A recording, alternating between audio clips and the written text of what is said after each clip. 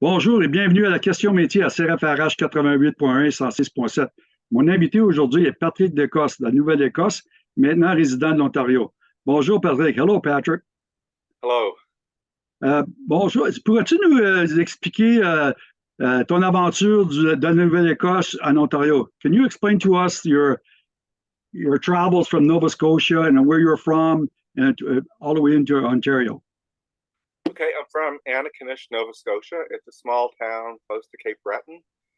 It's mostly English speaking, Scottish, and Catholic. There weren't many Indigenous people around that I knew of, or Black people, or people different than the kind of Nova Scotia white settlers. And it was later in life that I moved to Toronto, where I was becoming an artist, learning how to make art. And I'm going to skip ahead to my thesis, which was written 10 years ago when I went to do my master's program at university. And it was during that time that my mother, this was shortly after my father died. After my father died, my mother showed me the family tree and showed me lots of things that I didn't know about my family, including a Claude Petitpas and a Marie Therese, who were, I guess, a French settler and a Mi'kmaq woman from the Port Royal area. So since then, I figured out that most of my family came from the Port Royal area, then kind of migrated to Muscadavid or Halifax. And then when the British came, we had to go to Cape Breton. A lot of people were deported in around 1750, deported or murdered or imprisoned, or if you're lucky enough, you could have escaped to Cape Breton. So that's where my relatives have been for the last 400 years. Obviously, some of them have left the Maritimes, but now I'm living in Toronto.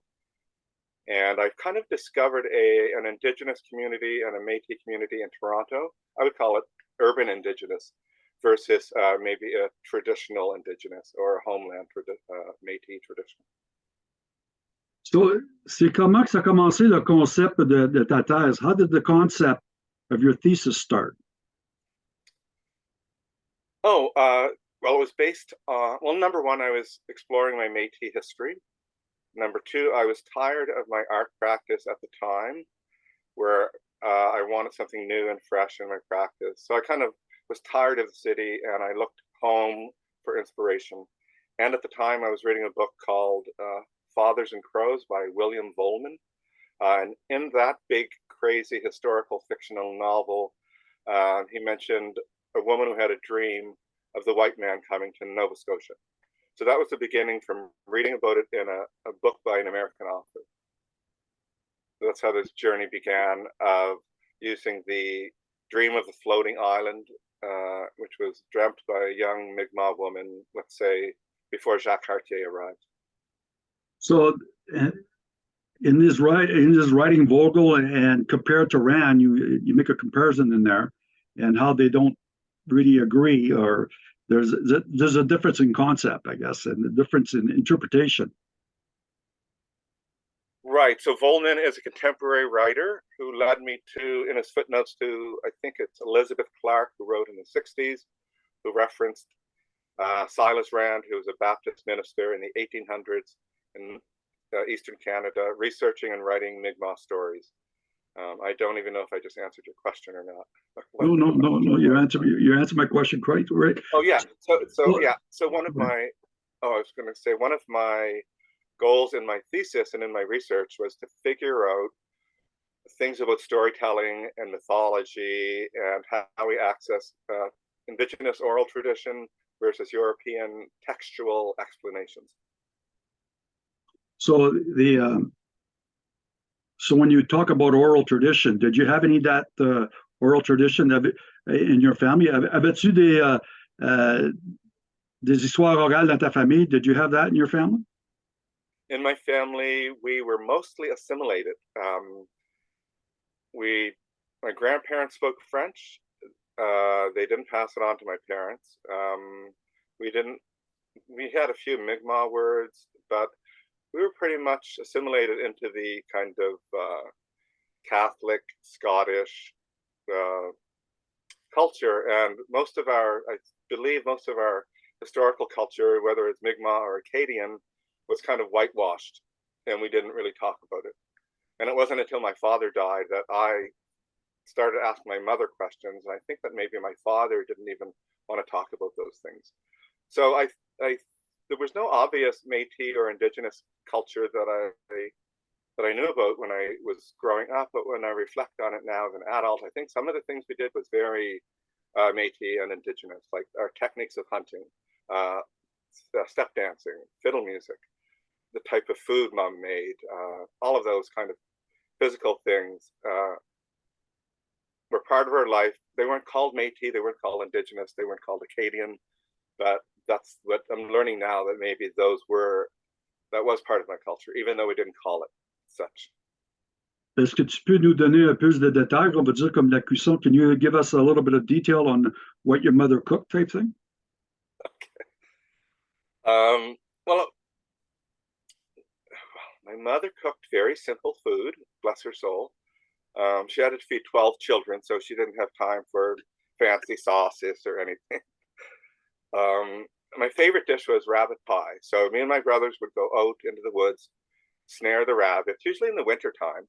Because I remember you go back the next day or the next week and a rabbit would be frozen in the snare. And, so you take it home and mom would, skin it, cook it, and make a rabbit pie. So that rabbit pie tradition made its way into my art show and made its way into my I decided to learn how to cook rabbit pie myself in Toronto. I don't really have access to hunting downtown Toronto, so I just went to the Portuguese market and they sell rabbits because they obviously eat them too. Everyone else kind of thought it was weird at my school that I eat rabbit. They thought it was kind of, bunny rabbits are pretty and cute. But I love bunny rabbits. I mean, I would snare them here if my boyfriend would let me. But I don't get to hunt as much. I don't get to hunt at all, even though I'd love to. So if there's anyone out there in Penetang area who wants to take Patrick on a hunting trip, we'll get in touch later. But other things, whatever, we'd have moose in the freezer. I don't think I liked moose meat. I think it was always made into a stew to soften it. So moose, rabbit, I can't even, whatever, partridge. We would go, the kids would go and shoot partridges. A partridge is like a little pheasant. Not as pretty, but they were still tasty. It's like chicken, and like a gamey rabbit. Off the top of my head, that's the only thing I can think. Oh, and we moved away from the small town Annakinis when I was 10 years old to Riverview, New Brunswick. So then all my hunting kind of stuff went away. So I didn't get to shoot the big game like deer and bear like the older boys did. But anyway, so I had a bit of a practice with small animals. Je vois que dans ta thèse, c'est marqué The Search of My Métis Identity. I see that your title, your subtitle is In Search of My Métis Identity. What brought that as a title to you? That title is something important to you. How did it start? Well, I think it all started when my father died, and this would have been around 10 years ago. The thesis is 2014. Let's say 15 years ago, Dad died. That set me on a quest for family history, new stories, and because we were not identified as Métis or Indigenous or Mi'kmaq or Acadian. I went on my own journey to find out my own family past. And I think at the time, the Métis of Eastern Canada were kind of awakening, maybe a bit later than, I think that maybe in the 60s when I think the Indigenous people in Canada reawakened to get back their rights, starting with the white paper and the red paper in '69. But I think the Métis out east kind of came into their own a little bit later, maybe 20 years later. I'm not sure. But there was a group in Nova Scotia in the 70s called I think it was called the Mi'kmaq and Métis of Eastern Canada, something like that. So I know that most people don't think there's Métis out east. Most people in central Canada don't even realize that there's Indigenous people out east. A lot of people don't know anything about out east. So my goal was to try to learn more about like Métis culture from out east, and that was when I learned that a lot of people don't like I don't think that the Métis out east are Métis, or that I don't know. I can't understand it, but I think that in Nova Scotia, my family was basically on the Mayflower or thereabouts, with the Petitpas and DeCostes, and I don't know. I find it bizarre that our initial, I call it Métis genesis in Nova Scotia, is not really recognized.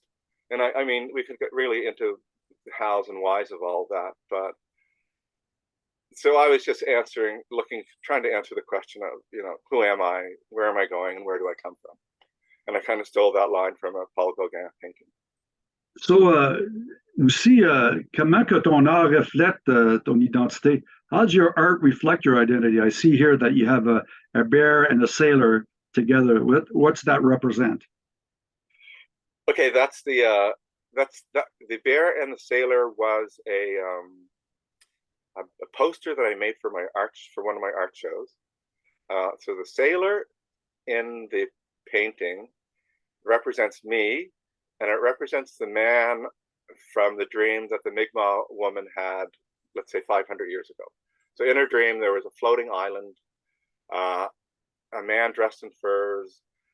The floating island came to shore. When they woke up the next day, the floating island turned into a real island with white men with beards coming off the ship, and a man in a white robe, and that's a priest. So in a sense, I was placing myself into the story of the young woman's dream. So I'm the sailor, and the bear along with me is maybe somebody from her dream as well. So she dreamed of bears, and I inserted myself into the story. So just me playing fast and loose poetics with an image and an idea. On parle de la première partie, we talk about the first part, the bear den. C'est quoi ça, la cabane ou le lieu de l'ours? What is the bear den to you? What's that mean? Okay, so in the dream, there were bears on the island that was floating from Europe to Canada. The bears really turn out to be men. So I think I'm part of that kind of cultural divide. But in my studio, up here at the cottage, the bear den was my studio, which was really a dirty old garage. A friend of mine gave me some bear skins, a polar bear skin, a spirit bear, wolverines, and I decided to use those in my art practice in my next art show. So these things just kind of came together without my knowledge or without my planning. So that somebody gives me a bear skin, I'm reading a story about a woman dreaming of bears on a floating island, and I just kind of combined them and ran with it. I noticed that each picture, there's a concept behind each picture. Il y a un concept en arrière de chaque portrait. There's a crow's nest. What's that? What's le concept de crow's nest? Okay, the crow's nest, for me personally, I have adopted the crow as my my family symbol. I don't necessarily want to say clan symbol, because my family we don't call ourselves a clan yet. Well, we are a clan, we're a big clan. There's a lot of family mythology and history in my family about crows, surrounding crows. My little brother shot a crow. The crows came and attacked his home. I watched crows up here. I wrote an essay at university a philosophy essay on the language of crows. So I have a personal connection to crows. For me, they're a symbol that connect the spirit world to the physical world. For me, crows are tricksters, and they're like trilingual. They can speak many languages, like in my fantasy art world. And in real life, they are known to speak different languages from region to region. And there's a whole concept behind crow language or animal language, that because they speak in code and they do not use syntax, it's not considered a language. But those are just some stuffy scientists who believe that. I believe crows that are way smarter than we believe. And there are actually crows who are bilingual, who speak languages from two different regions, the ones that travel back and forth, maybe like a voyageur or a Métis guy in his canoe traveling across Canada, making his living, who would have to speak a bit of this and a bit of that. And you have the other concept, l'autre concept is the bear and the crow. Let's talk about that a little bit. Okay, I'm thinking back to bear and crow. Also let's talk about bear and crow. Thinking, the dreaming of the bear and the crow. Okay, so the dream is the Mi'kmaq woman's dream from 500 years ago, but also the dream is my art creation process, where sometimes you dream of things and then create them. And so I didn't actually have an actual dream of the bear and crow, but as part of my practice, I do pay attention to my dreams that inform my art making. And so the bear and the crow, I would say, are both me and both not me. That's a really great answer. I know they're me, but they're not me. But the bear and the crow, I believe, are the people on the island from the dream who came to Canada to, colonize Canada. So the bear, and in the dream, which was recorded by Silas Rand, there's bears on a floating island. And if I could show the 3-minute video that I made of this dream, it would make a lot more sense. Maybe we can attach this somewhere at the end of the video or the end of the interview. We could do that. You said about the French coming and turning into representing the bear, or the colonials coming. Do you think at that time they had a good relation with the Mi'kmaq people? I wasn't there, but my understanding is that my French relatives my French ancestors who came from France to Nova Scotia did get along with the Mi'kmaq. Like, this is all in the historical record. You can read it in any book. But for example, in Port Royal, that was one of the early settlements. One of the main guys, Champlain, who was a map maker and explorer with the early settlers there, Pontrecourt and whoever else, I forget their names. He wasn't out to kill or get rich. He was out to explore, as far as I can understand. And I think the Mi'kmaq chose to get along with the French, and that the two kind of cohabitated somewhat peacefully, or mostly peacefully. Whether the Mi'kmaq did it because I don't know why they did it. I don't know why they got along with the French, but I think the first winter the Mi'kmaq helped the French survive when they settled on the wrong island, which was St. Croix, the Cross Island, near maybe St. John, New Brunswick. So it seems like they all were getting along in the early days, and then fast forward 100 years when the British were coming, and then the British used these classical colonial technique of making the people that they're trying to subjugate fight each other. So they made a law in the year 1711 or 1722. I forget the name of the governor at the time. I'm doing a portrait of him right now, but there was a law passed saying that the Mi'kmaq and the Acadians cannot have sex, cannot hang out, cannot marry. So so then the Mi'kmaq and the Acadians and French, their peaceful relationship then became kind of complicated. And it became more complicated. And that's just part of the British taking over. So Claude Petitpas, your great-great-great-grandfather, had a very colorful history, basically. Claude Petitpas, il avait une histoire très colorée. Can you talk about that a little bit? I can only speak about what I've read, obviously. Yeah. I think there were two Claude Petitpas. Wasn't there the first one, who was he was given a title by the French king, Sieur de la Fleuve, or something like that. Not Fleuve.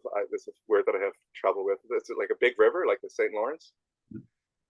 And I think it was his son that was Claude Petitpas, whom married Marie Therese from Port Royal, who was maybe related to member two, maybe not related to member two. I'm not obsessed with whether or not I'm related to member two, who was the king, let's say the king of the Mi'kmaq back in the day. I know other people are obsessed with whether they're related to a chief or not. That's not really my interest.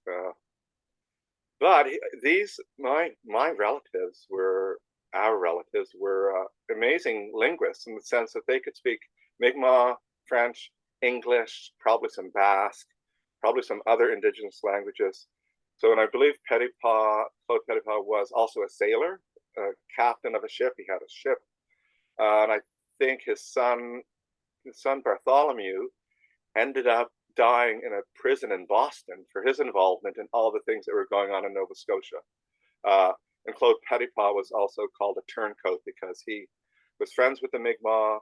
Then he was apparently against them, and with the British, against the British, with the Mi'kmaq, with the Acadians. It was, I'm not an expert on it, but he had a colorful, complicated history, I believe. So, with your thesis, what did you want to bring about? Avec ta thèse, c'est quoi le message que tu voulais donner? I think the message that I wanted to bring about was, well, number one, it was for me to understand my history and identity and culture, but also to share it with other people who might be in a similar place that I am, to help them understand. Maybe if I could explain what I went through, that it could help other people understand where they come from. You applied at one point to a group of Métis in Nova Scotia. Yeah, so there are a few Métis groups in Nova Scotia, and I think two of them out of Lunenburg, the eastern, I forget all the names of them, but the one that I joined was the Keswick-Quitick. I can't even say that word correctly, but Keswick-Quitick Métis people of Nova Scotia, centered in Lunenburg. And my sister did all the paperwork to send to them, to that group, to see if we fit into what is Métis. So, it's kind of obvious when you live in Nova Scotia what your background is, because so many of us have stayed there and lived there for 500 years. So you can just go down to the local church and it's all there. Not all, but there's marriage records and baptismal records. So I find it odd now that a lot of people are asking me to help them find their kind of history, but everyone has a different kind of problems and locations, and people move. So I joined the Keswick-Quitick group, which is basically just an organization to help with kind of dealing with Métis identity, and I guess the politics and legalities around it as well. Let's talk about the Rand, the author. He wrote stories from the Mi'kmaq, from Nova Scotia, New Brunswick, Prince Edward Island. Do you think that he was realistic in his writings, or truthful, or? Yeah, that was one of the things I was trying to research when I did my thesis. Like, how do you know what truthful writing is? And so I learned this fancy expression called, I think it'll come up, I can't remember now, transcultural transcription. So there's a classic Canadian movie called Nanook of the North, where they record the Inuit or Eskimos' voices, and different philosophers or indigenous people or theorists have talked about that show in relationship to a contemporary artist named Rebecca Belmore, who did a big piece, a big megaphone. But I'll get back to transcultural transcription. Basically, when you change an oral history that is spoken and you write it in a different language, in words, you can miss so many things, the jokes, the comments, the subtext. So I think Rand possibly did the best that a Baptist minister could do at the time, in somewhat truthfully transcribing the stories that he was recording. But he also used his own Christian bias to kind of embellish the stories a little bit. So while his stories may not have been totally accurate, I think there is something in his stories that will lead us. There's some truth to his stories. So Rand wrote that he said there was estimated at that time about 200,000 Mi'kmaq, and then basically that was not really the real estimate, really. Well, Rand may have said something about the population of Mi'kmaq out east, but there's an Mi'kmaq author named Daniel Paul, who wrote a wonderful book called "We Are Not the Savages." If anyone in Canadian culture wants to learn more about savages and who's not a savage, Daniel Paul's book is amazing. But in his book, I think it was he that pointed out to me that there's different estimates, but there were possibly 200,000 Mi'kmaq out east in 1600, and then by 1800, there's maybe 1,500 left. So that was from disease, war, and stuff like that brought on by the Europeans. The nom DeCoste, where does that come from? The nom DeCoste, where does that come from? My name comes from a little island near Marseille. Marseille is in the south of France. I forget the name of the island. So it's DeCoste or DeCoste or DeCosta. Some people, and it can be a shortened form of Cote or Cote. Sometimes it was spelled Coste,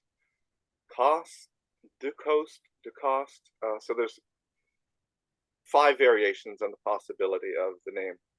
And even in my family tree, sometimes they spell it with a DE or without the DE. Is that where does that bring you right now? Like you live up in on Georgian Bay, and your artwork. How's that thesis bring you along to where you are? Well, how did it do that? I think it helped me contextualize where I am in the world physically and culturally and personally. I realize now that I notice the Ontario Métis are a little bit, I shouldn't say guarded, but guarded. Like, you can't come to our meeting today because you're not us. And that's okay. That makes sense. I wouldn't try to join the pipe fitters union meeting because I'm not a pipe fitter. But maybe I'm a little bit of a pipe fitter, but not like a big pipe fitter. So I've learned that there's a cultural disconnect between here and Nova Scotia, between my experience up here versus my experience in the city.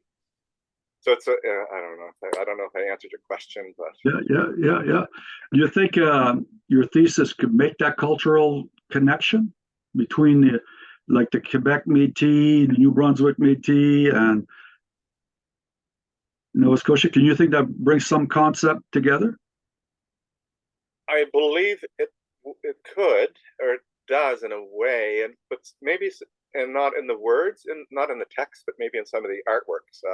For example, there's one self-portrait map or atlas that I made, which kind of shows, based on Champlain's drawings, where I've moved through from Nova Scotia, through New Brunswick, through Quebec, Toronto, and up to Georgian Bay, almost the same way that Champlain did. And so I think anyone interested in Canadian history or Métis history could find interesting things in the map that I made of where I've lived and where Champlain has gone. You refer to a lot of the books that you read in your thesis, and what are the ones that are most important to you in this whole thing? Okay, well, the first one would be Silas Rand's Legends of the Micmac. Second one was Daniel Paul, We Were Not the Savages, because it was just so insightful. And from the point of view of the people that the story is about, rather than like a white ethnologist or ethnographic person coming in. And I can't think of what the third most interesting book. Well, William Volman is, so that's it. Rand, Daniel Paul, and William Volman. And if anyone likes really long, crazy historical novels, William Vollman first wrote about the Vikings being in Canada. Then he wrote about Ontario with the Wendat. And those are the only two books that I read by Vollman. Dans tes réflexions sur ta thèse et les métiers, what, in your reflection of your thesis and your concept with what do you think it brings to the Métis people? Oh, what do you think? If Métis culture celebrates diversity and difference, then I think my thesis and my artwork is just another part of the picture, another voice adding to the story, which somebody could agree with or disagree with. They could celebrate it or demonize it. Yes, yes. And where can people see your artwork if they were looking for it? Where can they find that? Physically, right now, you'd have to come to my studio, but I'm working on a couple of pieces for next year. What am I thinking? I'm working on a show for the Montgomery Inn in Etobicoke, funded by the Toronto Arts Council. And it's a historical inn, which was a crossroads. It was from the 1850s.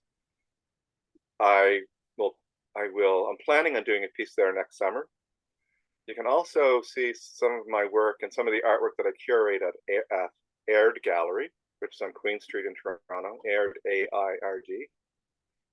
And I'll let you know for any future art shows.